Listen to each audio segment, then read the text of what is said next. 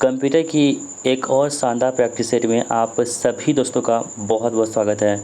दोस्तों, हम लोग देख रहे थे मिशन बी स्पेशल के तहत हमने जो सीरीज स्टार्ट की थी कंप्यूटर का, उसके प्रैक्टिस सेट 5 तक हमने अपलोड कर दिए थे। आज की इस वीडियो में हम प्रैक्टिस सेट नंबर 6 को देखने वाले हैं।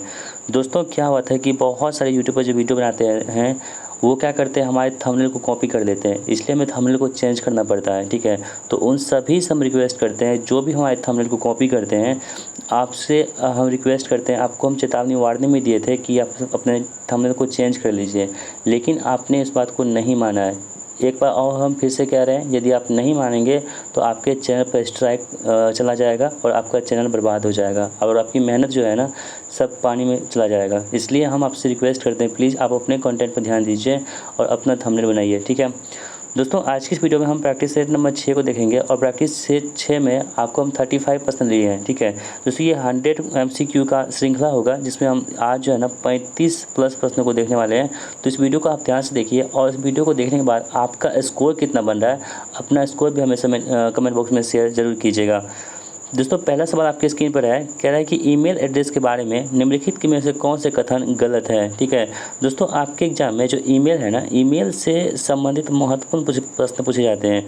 तो यहाँ पे ईमेल एड्रेस की हम बात कर रहे हैं और ईमेल एड्रेस के बारे में निम्नलिखित में से कौन से कथन यहाँ पर गलत है रखा। पहला है कि प्राप्तकर्ता का नाम है @ चिन्ह से पहले आता है और दूसरा आपके पास है कि डोमेन का नाम @ चिन्ह के बाद आता है।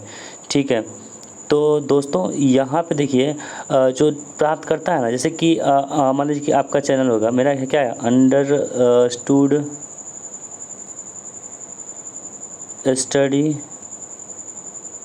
@gmail.com। ठीक है, देखिए प्राप्तकर्ता का नाम जो है ना @ चिन्ह से पहले आता है। जो प्राप्त करता है, ये हम प्राप्त करता है तो इसका जो है @ चिन्ह है इससे पहले आया है ना, यानी कि पहला कथन जो है ना यहाँ पे सही दे रखा है।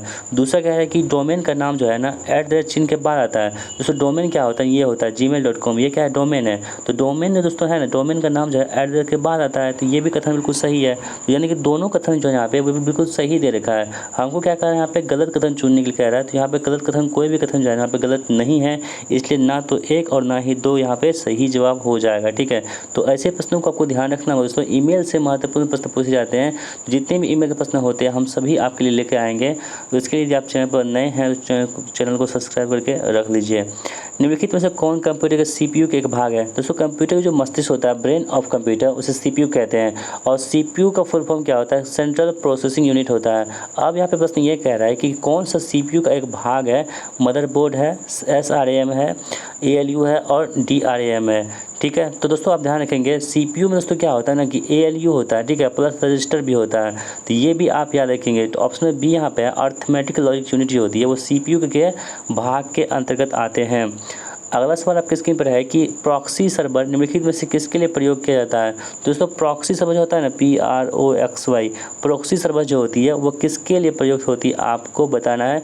तो दोस्तों, इसका आंसर क्या होगा, वेब पेज के लिए ग्राहक अनुरोध को प्रोसेस करने के लिए हम लोग क्या करते हैं, प्रॉक्सी सर्वर का इस्तेमाल करते हैं। ऑप्शन में बी यहाँ पे इस प्रश्न का बिल्कुल सही जवाब हो जाएगा। स्टोरेज जो बिजली बंद करने के बाद अपने डाटा को बरकरार रखती है, उसे क्या बोलते हैं। देखिए, जब भी कोई मान लीजिए आपके पास कोई बिजली है, तब तक कोई चल रहा है। ठीक है, बिजली ख़त्म हुआ, बंद हो गया, यानी कि शटडाउन हो गया, उसके बाद भी जो कोई भी मतलब कि स्टोरेज को बनाए रखता है, ठीक है, तो उसे हम लोग क्या बोलते हैं दोस्तों, उसे हम लोग क्या बोलते हैं, नॉन वोलेटाइल स्टोरेज बोलते हैं। क्या बोलते हैं, नॉन वोलेटाइल स्टोरेज। ऑप्शन में बी यहाँ पे इस प्रश्न का राइट आंसर होगा। जो क्या करती है, स्टोरेज जो बिजली बंद करने के बाद भी अपने डाटा को बरकरार रखती है। ऑप्शन में बी यहाँ पे राइट आंसर हमारा हो जाएगा। क्लाइंट साइड अंतर क्रियाशीलता इंटरएक्टिविटी के लिए गलत स्क्रिप्टिंग लैंग्वेज की पहचान कीजिए। तो दोस्तों, वो कौन सा हो जाएगी, फोर्ट्रॉन जो है यहाँ पे गलत दे रखी है, जबकि रूबी, जावास्क्रिप्ट, VB स्क्रिप्ट ये सभी क्या है, तो क्लाइंट साइड जो है इंटरएक्टिविटी के लिए क्या है, स्क्रिप्टिंग यहाँ पे लैंग्वेज है। ठीक है दोस्तों, जबकि फोर्ट्रॉन जो है ना आपका एक क्या है, प्रोग्रामिंग लैंग्वेज है। यहाँ पे क्या कह रहा है, इंटरएक्टिव लैंग्वेज कह रहा है, इसलिए ऑप्शन नंबर सी यहाँ पे इस प्रश्न का बिल्कुल सही जवाब हो जाएगा। निम्नलिखित में से कौन सा एक ऑप्टिकल स्टोरेज डिवाइस नहीं है। आपके पास 4 ऑप्शन दे रखे हैं, DVD है, ब्लू रे डिस्क है, कॉम्पैक्ट डिस्क है और रैम है। इनमें से आपको बताना है कौन सा जो है ना वो ऑप्टिकल स्टोरेज डिवाइस नहीं है। तो दोस्तों यहाँ पर ध्यान से देखेंगे तो रैम जो है ना, रैंडम एक्सेस मेमोरी, ये आपके ऑप्टिकल डिवाइस नहीं है, जबकि डीवीडी, ब्लू रे डिस्क और कॉम्पैक्ट डिस्क ये सभी क्या है आपके पास ऑप्टिकल स्टोरेज डिवाइस हैं। तो ऑप्शन नंबर डी यहाँ पे इस प्रश्न का बिल्कुल सही जवाब हो जाएगा। दोस्तों आप सभी लोग जो है ना वीडियो को लाइक कर दीजिए और अभी से आप कमेंट करते चलिए कि आपका स्कोर कितना बन पा रहा है। मर्ज सेल कैसे लागू किया जा सकता है, ठीक है दोस्तों, मर्ज सेल जो होती है ना कैसे लागू हम लोग कर सकते हैं। तो format cells dialog box alignment tab पे हम लोग क्या करते हैं, मर्ज सेल को लागू कर सकते हैं। ऑप्शन नंबर ए यहाँ पे इस प्रश्न का बिल्कुल राइट आंसर हमारा हो जाएगा। Internet protocol version 6 protocol address का साइज क्या होती है, तो इसका साइज दोस्तों क्या होता है, 128 बिट्स होता है। कितना होता है, 128 बिट्स होता है। सभी प्रश्नों को आपको याद कर लेना है, रट लेना है, ठीक है, ऐसे ही प्रश्न आपके एग्जाम में आएंगे। निम्नलिखित में से कौन से एक पोर्टेबल डिवाइस नहीं है, यानी कि पोर्टेबल मतलब क्या होता है कि एक जगह से लेकर के दूसरी जगह पर हम किसी वस्तु को उठा कर ले जाते हैं, उसे बोलते हैं पोर्टेबल। तो यहाँ पे क्या है, कौन सा एक पोर्टेबल डिवाइस नहीं है, आईपोड्स है, लैपटॉप्स हैं, थंब ड्राइव्स है और डेस्कटॉप कंप्यूटर्स हैं। तो दोस्तों आप लोगों को पता है जो डेस्कटॉप कंप्यूटर होते हैं ना, ये आप उसको उठा के नहीं ले जा सकते क्योंकि ये बहुत बड़ा होता है, इसमें बहुत सारी चीज़ें लगी होती हैं। इसे ये ऑफिस में या कहीं घरों में इसका यूज होता है।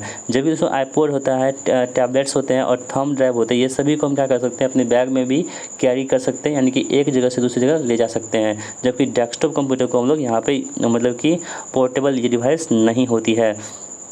एक कंप्यूटर प्रोग्राम एक ही टाइम में पूरा प्रोग्राम को मशीनी भाषा में बदल देता है, उसे क्या बोलते हैं, ठीक है दोस्तों। ये प्रश्न जो है ना आपके BS से प्रश्न पूछे जा चुके हैं ये वाला, ठीक है, इसलिए इंपॉर्टेंट है आप सभी के लिए। एक कंप्यूटर प्रोग्राम एक ही टाइम से पूरे प्रोग्राम को मशीनी भाषा में बदल देता है, उससे दोस्तों हम लोग क्या बोलते हैं, उससे क्या बोलते हैं, कंपाइलर कहते हैं। क्या कहते हैं, कंपाइलर का नाम जानते हैं। ऑप्शन नंबर सी यहाँ पे बिल्कुल सही जवाब हो जाएगा। TCP का दोस्तों क्या फुल फॉर्म होता है, ठीक है, TCP, ठीक है, इसका फुल फॉर्म क्या होता है आपको बताना है। तो TCP का फुल फॉर्म होता है कि ट्रांसमिशन कंट्रोल प्रोटोकॉल जो होती है, ये TCP का पूर्ण रूप होता है। ऑप्शन नंबर सी यहाँ पे इस प्रश्न का बिल्कुल राइट आंसर हमारा हो जाएगा। MS वर्ड में डैश विकल्प रिव्यू मेन्यू के तहत उपलब्ध हैं। तो MS वर्ड में जो है ना स्पेलिंग एंड ग्रामर, ये जो विकल्प होते हैं ये क्या आपके रिव्यू मेन्यू के तहत आते हैं, यानी कि इसे फिर से आप चेक कर सकते हैं, रिव्यू कर सकते हैं। कौन सा, स्पेलिंग एंड ग्रामर को। माइक्रोसॉफ्ट एक्सेल में वर्कशीट में चयनित रो को छिपाने के लिए शॉर्टकट कुंजी कौन सी होती है, ठीक है।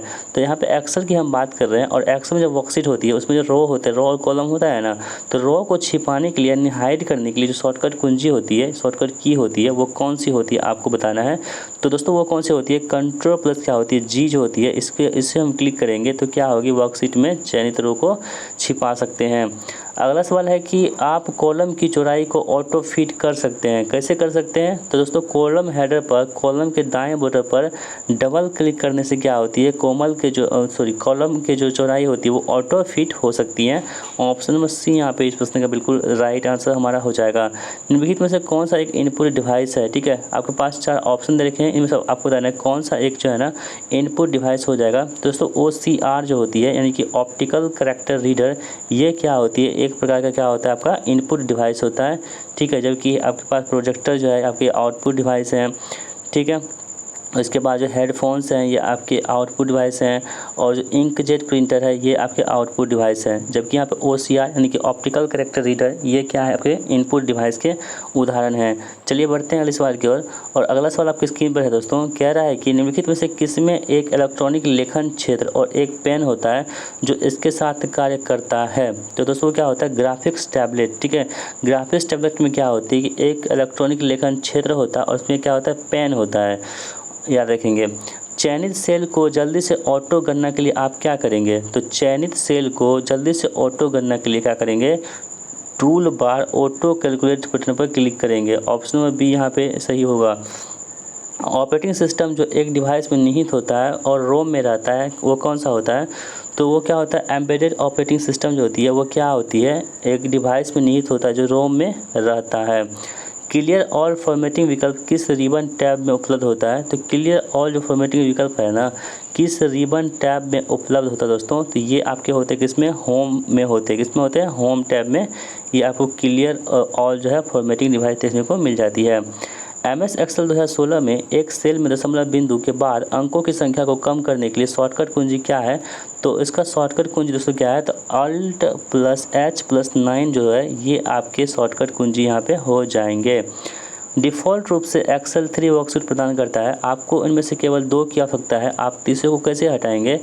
तो तीसरी सीट के सीट टैब पर राइट क्लिक करें और कॉन्टेक्स्ट मेनू में डिलीट चुनें। ये इसको आप हटा सकते हैं। ऑप्शन नंबर ए यहाँ पे राइट आंसर हमारा हो जाएगा। कंप्यूटर को निर्देश किसके द्वारा दिए जाते हैं? तो कंप्यूटर को निर्देश देते हैं हम लोग, वो इनपुट यूनिट के द्वारा जो है ना कंप्यूटर को क्या होते हैं, निर्देश दिए जाते हैं। निम्नलिखित में से कौन सॉफ्ट कॉपी डिवाइस नहीं है? मॉनिटर है, प्रोजेक्टर है, प्लॉटर है और स्पीकर है। इसमें से आपको बताना दोस्तों कि कौन सा एक सॉफ्ट कॉपी डिवाइस यहाँ पे नहीं है। तो वो प्लॉटर जो है यहाँ पे सॉफ्ट कॉपी डिवाइस नहीं है, जबकि मॉनिटर, प्रोजेक्टर और स्पीकर ये सभी सॉफ्ट कॉपी डिवाइस हैं। ठीक है, चलिए बढ़ते हैं सवाल की ओर। डैश सिस्टम इनपुट डाटा को स्कैन और प्रोसेस के लिए कंप्यूटर को भेजता है, जो विद्युत संकेतों में परिवर्तित करने के लिए एक प्रकाश बीम का उपयोग करता है। तो दोस्तों वो कौन सा होती है? ऑप्टिकल रेफ्रिजरेशन होती है। क्या होती है? Optical refrigeration. किस प्रकार का प्रोग्राम टेक्स्ट और ग्राफिक्स दोनों युक्त प्रोफेशनल दिखने वाले के डॉक्यूमेंट प्रदान करता है? तो वो क्या होता है? Desktop publisher. ठीक है, और दोस्तों आज की इस वीडियो का लास्ट प्रश्न हमारा होगा, निम्नलिखित में से कौन सी क्रिया वर्कबुक से शीट को हटा सकती है? ठीक है, तो दोस्तों वो क्या होती है? ये आपका आंसर जो है ना आप सभी बताएंगे कहाँ पे, कमेंट बॉक्स में। ठीक है, देखते हैं कितने लोगों को ये आंसर पता है। दोस्तों जो भी इस वीडियो को यहाँ तक देखे हैं ना, उन सभी से रिक्वेस्ट है कि इस वीडियो का जो आंसर है यानी कि 60वां प्रश्न का आंसर क्या होगा, आप सभी लोग हमें बताएंगे कहाँ पे, कमेंट बॉक्स में। ठीक है, बाकी दोस्तों यदि आपको ये वीडियो पसंद आई है तो वीडियो को लाइक कर दीजिएगा। यदि आप चैनल पर नए हैं तो चैनल को सब्सक्राइब करना मत भूलिएगा और इस वीडियो को अपने दोस्तों के साथ भी शेयर कर दीजिएगा। तो चलिए मिलते हैं नेक्स्ट प्रैक्टिस के साथ, तब तक के लिए जय हिंद, वंदे मातरम।